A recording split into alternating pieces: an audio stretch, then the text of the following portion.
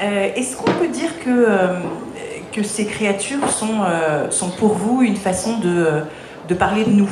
À quoi servent les créatures dans vos romans? Est-ce qu'elles sont des parts de nous, un reflet dans le miroir, un reflet de nos peurs, de nos vices? Est-ce que vous vous servez des créatures pour parler des humains?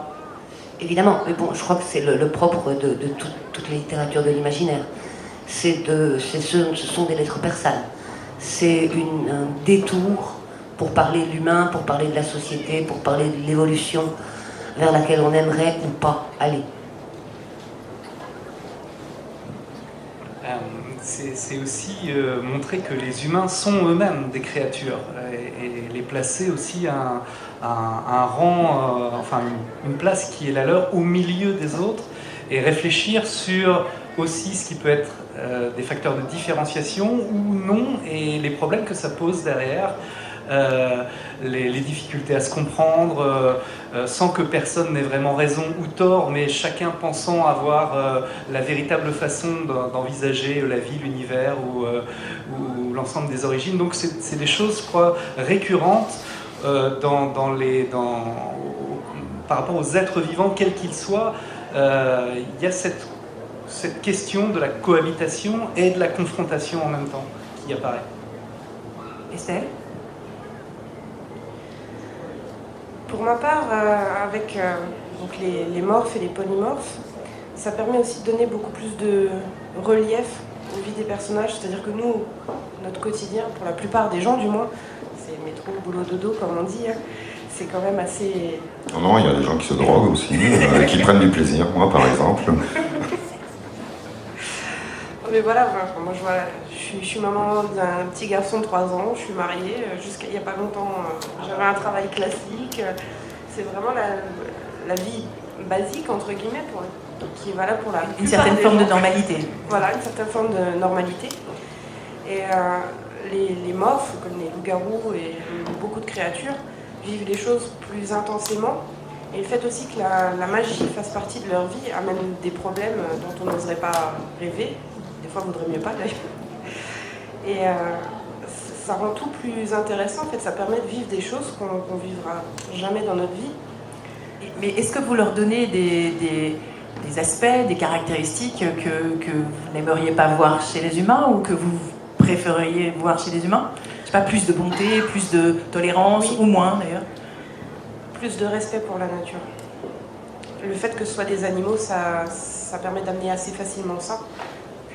Voilà, eux ne sont pas en train de détruire la planète, contrairement à nous. Et oui, c'est quelque chose que j'aimerais pouvoir faire passer.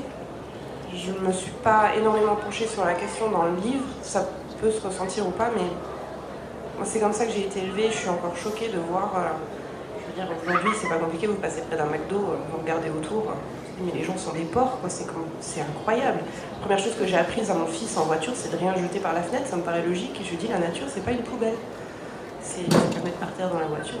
C'est quelque chose qui me paraît normal, mais apparemment pas à tout le monde. Et de parler de créatures, voilà, pour moi ce sont des animaux, enfin moitié animaux, moitié hommes. Eux, ça leur traverserait pas l'esprit de détruire leur environnement comme ça. Et j'espère que ça peut toucher certaines personnes et les faire réfléchir aussi à leurs gestes quotidiens. Patrick, est-ce qu'il y a des reflets sombres dans les créatures de vos livres? Ah oui, beaucoup pour le... Oui. Peut-être pas dans Elphick. Si, tout de même, dans Elphick, je présente... Alors, les faits en elles-mêmes, j'en parle assez peu dans mon univers, puisque toutes mes productions évoluent dans le même univers, c'est un univers partagé. Mes créatures de prédilection restant, jusqu'à ce jour, ce qu'on appelle les faux-morés, donc les forces du mal, de la mythologie celtique irlandaise qu'on retrouve en filigrane dans quasiment tous mes romans. Mais dans Elphick, la seule fée dont j'ai parlé jusqu'à présent, c'est la plus connue de toutes, la fée Morgane, mais sans qu'on la voie jamais. Qui en compète avec Mélusine quand même. Ouais, je pense que Morgane a tout de même un peu plus de notoriété. Tu penses que si elles font un bras de fer... Ouais, Morgane la pète grave, quoi. Ah oui, je pense. Enfin, je sais pas, le débat est ouvert, hein, mais je pense que Morgane est quand même reste plus connu que Mélusine. Team Morgane, de ce côté-ci. Mais j'ai utilisé Mélusine tout de même. Mais me coupe pas comme ça, s'il te plaît. Je suis en plein développement, t'es sympa, mais...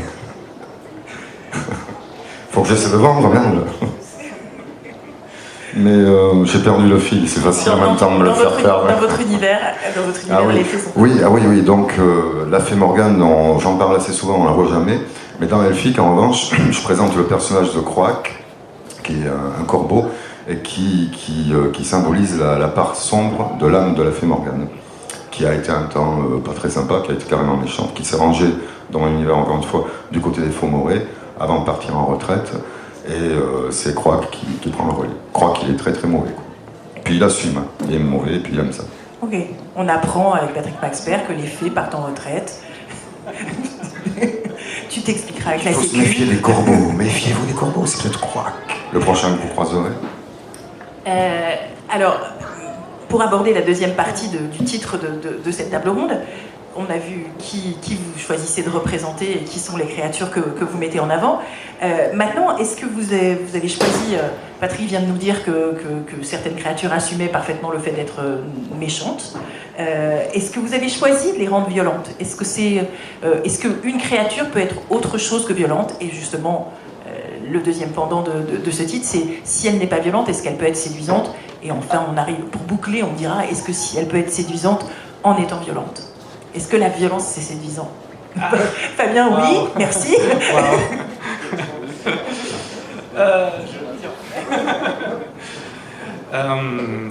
D'abord... la violence. D'abord la violence, voilà. Commençons par la base. Dans mes romans, les créatures peuvent être violentes, mais elles ne sont pas mauvaises. C'est-à-dire que dans mes romans, on a toujours la confrontation de visions qui sont différentes. De mondes qui ne se comprennent pas et qui par conséquent deviennent ennemis. Mais à chaque fois, le méchant, c'est l'autre camp. Et on le voit bien des deux côtés en fait. Il n'y a pas d'aspect moral voilà, tout à fait. Une créature peut être mauvaise, mais comme n'importe quel être vivant, peut avoir tel ou tel trait de caractère. Il n'y a pas d'éléments liés, constitutifs de leur nature, liés au mal. En fait, la différence entre les êtres humains et les créatures dans mes livres, c'est que les créatures n'ont pas le même principe initial, c'est-à-dire qu'elles ne sont pas nées de la même façon, elles sont liées à une sorte de force qui nous entoure, qu'on appelle la source, et qui est à l'origine de l'efficacité de la magie, qui passe aussi par des automutilations, des choses comme ça. Et c'est ce que les humains n'aiment pas, parce qu'eux n'ont pas accès, ou autant cas pas facilement, à ce domaine-là, et ils ne comprennent pas que chez une grande partie de ces créatures, il faille passer par des sacrifices ou des auto-flagellations, mutilations pour accéder à ce monde. Ça leur paraît affreux, horrible, alors que pour les créatures, elles, c'est tout à fait naturel et normal. Et elles ne comprennent pas pourquoi un dieu moralisateur chrétien est censé régenter tout et finalement essayer de brider tout ce qui est naturel autour de l'humanité. Et elles sont complètement hostiles à ça. Mais certaines le comprennent, certaines sont fascinées par cette urbanisation ou autre. À l'inverse, certains êtres humains sont attirés par les pouvoirs magiques et cherchent à les comprendre et à les utiliser. Voilà, donc on n'a pas vraiment de dichotomie, si ce n'est quelque part dans la nature profonde, dans l'origine finalement de ces êtres. Alors évidemment, du coup, ces créatures peuvent être extrêmement séduisantes. Quelle qu'elle soit, Gunther von Weishaupt, qui est un chevalier humal, c'est-à-dire mi-humain, mi-léonin, en fait, mi-animal, a une gouaille énorme, aime se mettre en valeur, et en même temps a fait allégeance à l'Église, et a un sens de l'honneur extrêmement poussé. Voilà. Donc, on a un peu de tout dans cet univers. Quand on connaît un petit peu qui est votre bâtard, on peut se dire que sa mère est une créature séduisante.